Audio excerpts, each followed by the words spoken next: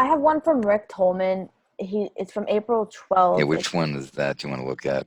It's the one where it's the Bering Sea ice, or the Bering Sea daily ice extent, and it's showing uh post March into April. It's a big dip, that one.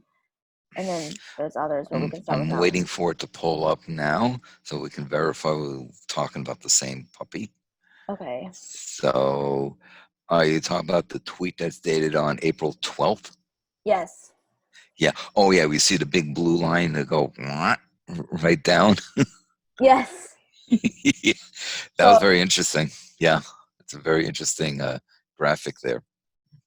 so it says Bering sea ice extent now third lowest on record for April 9th. Updates a couple days behind. So the three lowest extents in the satellite era are 2018, 2019, and 2020. Decline continues this week with south winds prevailing.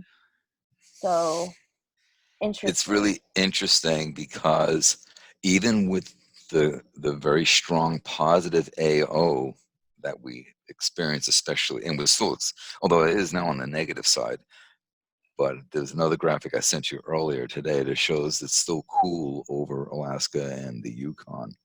But even with that, those colder conditions that promote sea ice, and it did promote the sea ice as we see it in that little stretch.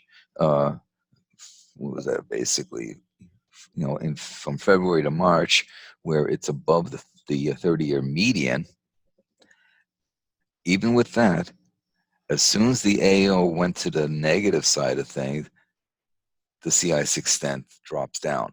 Now, the south wind will also help reduce the sea ice because it's going to push it further up, further back through the strait, but also is indicative of how much thermal energy is still in the water because the sea surface temperature overall is still high. So you still have that thermal energy in the system that's going to melt the ice. Wow. So even so the heat is staying in the Arctic region despite it coming out of winter. Despite the very positive AO values, yeah. Right. It's But an this is also indicative of reduced multi-year sea ice. jeez. Multi-year sea ice is ice that basically survives the summer to refreeze again in subsequent years. We're seeing less and less multi-year sea ice. So even when the ice can form, it can more readily go away. How interesting. I mean, it's not where obviously 2018 and 2019 or 17, 18. Wait, can you hear that? Sorry. Wait, do you hear anything on my end? It's 18, 19, and 20. It's the last 3 years. Oh yeah, it is the last 3 years. So the three lowest sea ice extents for the date of April 9th is the last 3 years. So we're still Kind of above, but yeah, we're dipping. It's a pretty dramatic drop. it is a very dramatic drop. Very dramatic. That just shows the extremes, possibly the extremes that are happening in the Arctic.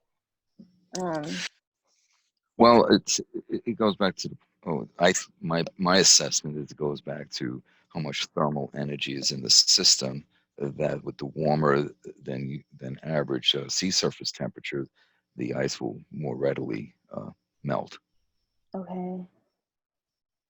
So my hope, or not, I wouldn't say hope, but my assessment, my thinking that with this, you know, more than the median sea ice that we had just in March, my thinking was that this was going to help see, ice edge productivity.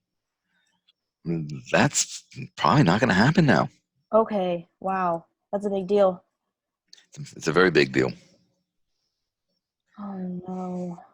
We're probably gonna, I mean, the data is coming out for spring. Obviously, we're in the middle of it, but God, I don't want to know about summer right now. Okay. It's gonna be it's gonna be an issue, I think.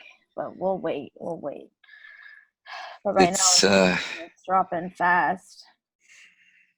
it is, And if you look at the one I sent earlier today, um, from Zach Labe, showing worldwide temperatures, it's like, wow. Oh yeah, I saw that. Especially with Siberia, or the middle of Eurasia.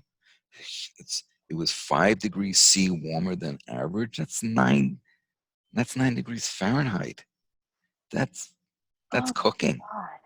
Yeah, I see it today. It says temperatures exceeded I'm five gonna pull degrees that up above right now. the average relative to 1951 to 1980 climate baseline across a massive area of Eurasia during the first 3 months of 2020. Incredible with a You got that fire one? emoji. Yes, I mean, just look right over the smack dab of Eurasia. Look at that. it's unbelievable. That's cooking, and you know what that's going to do to the permafrost. Thaw and release. Majorly thaw. And what happens when permafrost thaws? It shrinks the ground and What's released from the ground? CO2 and methane. Methane. Methane. Methane. Yep. The methane, which is Methane. going to further warm the planet. So everything's in You got motion. it. Oh my Yeah. God. This is, can you spell positive feedback loop? I mean, we have the data right there. It's telling us. But now again, look at the globe, and where are the cool spots? Right over Alaska and the Yukon, and right where the North Atlantic Oscillation tends to center. Basically, it's towards the Jin Sea. It's That's amazing the cool because that's spot. what it keeps happening that way over a couple months, right? We talked about the Yep. bipolar polar back in like February, and here we are 2 months later, and it's just still happening that same way.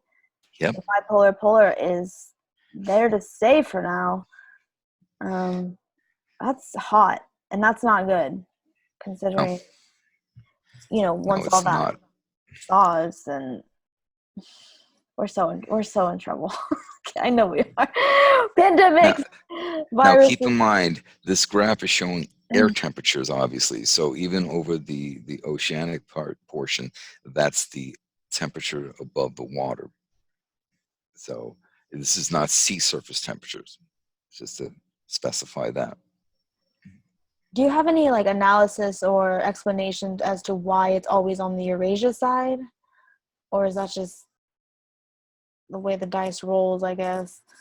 It always seems like the heat is just persisting on in Siberia compared to Alaska for a while. I don't know, it's just a blip, or it's just It, interesting. It's always that it, area right now. it is. I mean, it's been that way for some time over Eurasia, Siberia, with the just way warmer than usual, way warmer than usual. So it's just an amazing.